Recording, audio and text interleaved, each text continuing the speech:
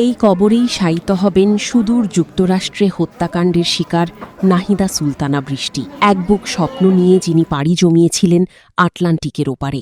লক্ষ্য ছিল পিএইচডি শেষ করে দেশের মুখ উজ্জ্বল করবেন, কিন্তু সেই স্বপ্ন ডানা মেলার আগেই ঝরে গেল এক নিষ্ঠুর ঘাতকের হাতে।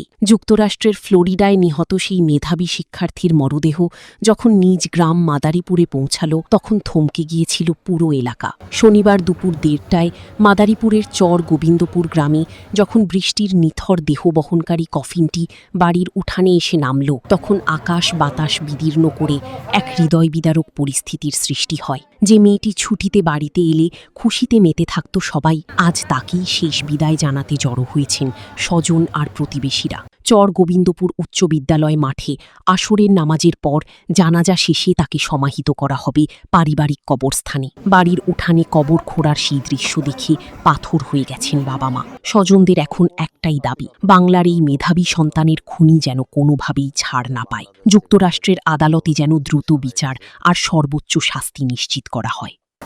সে আমার বোনের মেয়ে হয়, সম্পর্কে আমার ভাগ্নি হয়। আমরা চাই যে তার সুস্থ বিচার করা হোক। এটা সে যেভাবে তার নির্যাতন করে মারা হয়েছে, তার ভালোভাবে বিচার করা হোক। সরকারের কাছে আমাদের একটাই দাবি, যেন তার সে যথাযথ বিচার পায়।